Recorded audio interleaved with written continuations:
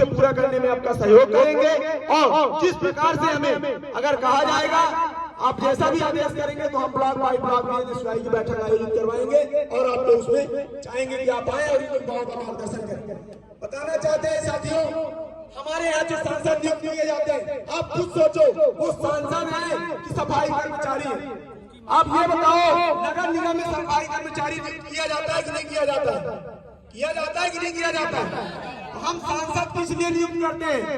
सफाई करने के लिए, लेटरिन बाथरूम धोने के लिए, कि हमारी बातें, अगर हमको कॉलेज की जरूरत है, हमें महंगाई की बात करनी है, हमें बेरोजगारी की बात करनी है, उस बात को हमारी युवाओं की, छात्रों की, किसानों की बात को जाए और सांसद में दहाड़े। इसी के लिए सांसद बनाया जाता है ना। पर हमारे सांसद पीरी बजाने का काम करते हैं, हमारे सांसद लेटरिन बाथरूम धोने का काम करते हैं। हमें ऐसे सांसद की जरूरत नहीं है। ये जब चुनाव आएगा तो जनार्दन मिश्रा का चेहरा हट जाता है यहाँ से, तब जनार्दन मिश्रा जी का चेहरा नहीं रहता, मोदी जी के नाम पे वोट मांगते हैं। ये बताओ, आपका काम, हमारा काम मोदी जी करने आते हैं? हमारा काम, हमारे मुद्दे की बात उठाने कौन आएगा? हमारा स्थानीय सांसद आएगा। इस बार आप सबके पास अच्छा मौका है।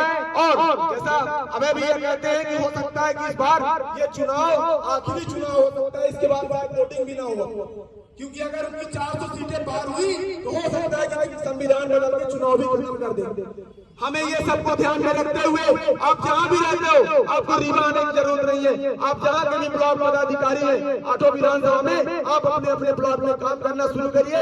और जिस प्रकार से भी आपको सहायता चाहिए, जिस प्रकार से भी आपको लगे भैया को मार्गदर्शन चाहिए, भैया को पहुंचना है, जिस प्रकार से भी हमको पहुंचना है, हम पहुंचेंगे और एनएसयूआई को मजबूत करेंगे। लेकिन इस बार हम किसी भी हालत में सांसद की सीट जाने नहीं देंगे, पूरी मेहनत करेंगे। क्योंकि अगर युवा ठान लेगा, 60% से ज्यादा युवा है, अगर युवा ठान लेगा तो बदलाव निश्चित रूप से होना है। और इस बार हमारा सांसद यहाँ से सांसद में जाएगा और सांसद भवन में हमारी बातों को रखेगा।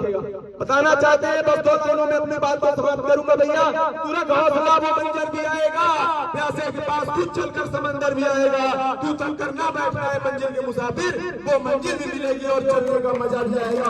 लड़ना नहीं है, डरना नहीं है, हमें ही जीतना है और अपनी मंजिल को पाना है। बस यही हमारी है। अगली कड़ी में हम चाहेंगे कि विभूति भैया आए और सभी को मार्गदर्शन दे, सभी छात्रों को और युवा साथियों को। सभी लोग जोरदार तालियों से भैया का स्वागत करेंगे।